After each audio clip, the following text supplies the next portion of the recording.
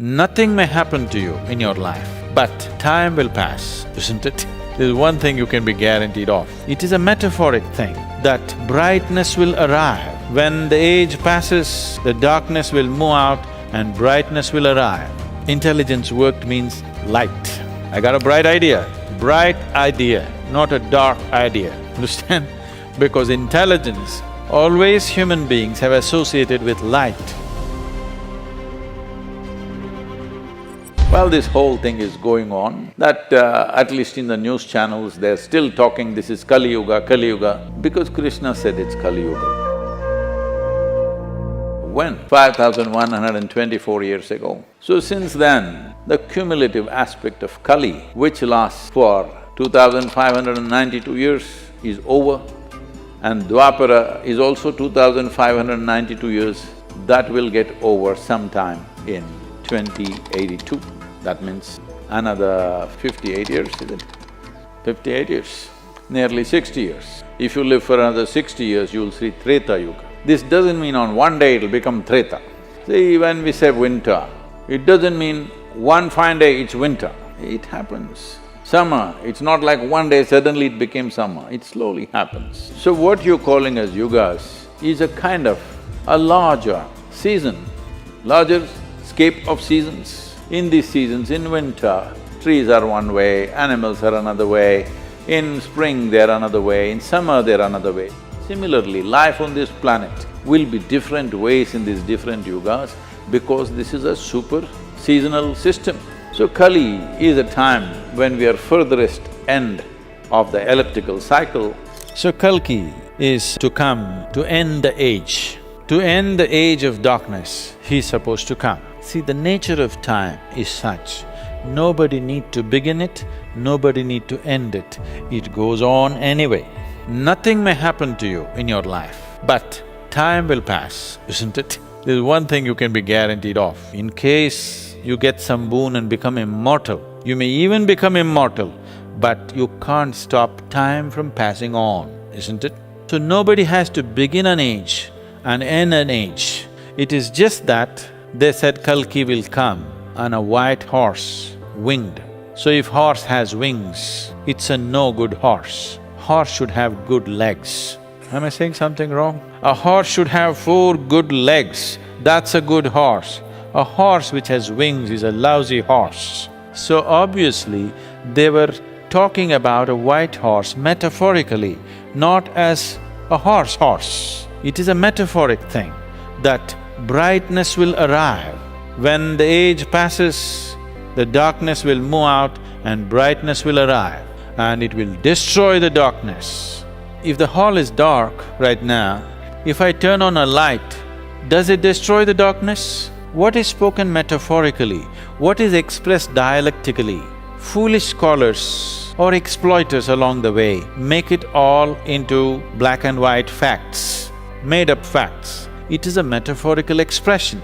As the solar system moves, it moves into a dark phase, and as it moves out, light arises. It will rain upon us. Even if you don't want to be, suddenly your brain will crackle and work better because you moved into a different age. As we were saying this yesterday, even today, even in a comic book, even in a child's mind, intelligence worked means light.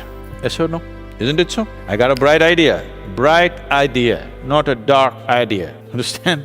Because intelligence, always human beings have associated with light. So, the scripture said, once the solar system moves out of this, a brightness will arise. This is very beautifully expressed. In the different yugas, human beings use different dimensions of intelligence, different dimensions of communication. In the Satyuga, mind will be more important, mind, not intellect, mind will be more important. Probably this is the only culture where we make a distinction between mind and intellect. Today, modern scientists have started doing it for the first time in the last decade or so. Otherwise, mind was just one thing. So, the mind will be the main thing of communication and living. That is, if I want to say something to you, I don't need a microphone, nor do I have to shout at you like this. If I think about this, you get it. In Satyuga, people barely spoke because mind was the means of communication. Everything that had to be done was just done mentally. Because it was all done mentally, they say even conception happened mentally. They go to the extent of saying there was no physical conception, it happened mentally. Then when they moved into the Treta Yuga, eyes became important. So you will see when life moved into Treta Yuga, the language of people who lived in Treta Yuga are talking always about… One of the basic greetings in India was, "I see you." I think recently this Hollywood movie made this very popular, "I see you," Avatar. The basic greeting in this country was, "I see you." Okay, you see me, so what? No, that's not it. "I see you" means I see you through and through. So Treta, people use their eyes powerfully. This is called as netra sparsha, that you can touch somebody with your eyes. When it moved further down, the breath became very important. We were already looking at this, probably today morning or yesterday, that wherever the life energies are very high, there you will see your sense of smell will become very, very strong and sensitive. You will see this in the forest. Your sense of smell is more important than your eyes, ears and your brain. Well, during the Kalyuga, which ended 2000 plus years ago, these were called the dark ages because human beings did terrible things to each other and not only did terrible things, they did it large scale. That doesn't mean we did not do terrible things in Dwapar Yuga, we also did, but still it is not the norm, at least we know it's wrong. That's a big difference. If you're doing something terrible, at least you know this is not the thing to do. You think that's the right thing to do, then different case because there's no room for correction.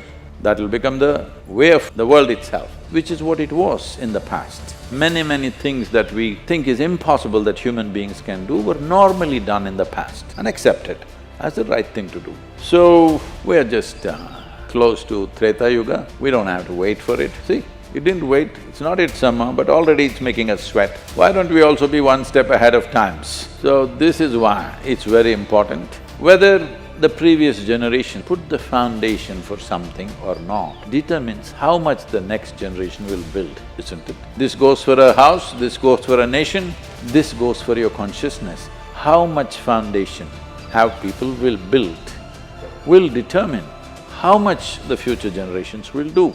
So this is where we are in terms of time. You may not see the glorious palace that will be built on top of it, but at least you made the foundations and maybe you built a mock room and enjoyed it also, a little bit of palace, which we are beginning to in many ways. There are a whole lot of people going on propagating, life is getting worse day by day, life is getting worse day by day. But please look at it, how people lived here 500 years ago, how we are living today.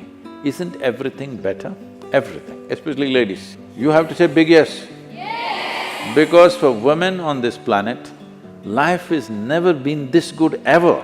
How we make the next step is in our hands. We are like this because somebody built something fundamental, so we have come to this place. But how we create the next step or how the next generations live is determined by us. So at a time like this, when I say at a time like this, when we are moving from one yuga to another, when the season is changing from winter to spring, we must be ready to blossom. In many ways, the times we are in are very significant because I may not see it, I will not see it. But many of you young people will see it, that we are moving from Dwapara Yuga to Treta Yuga.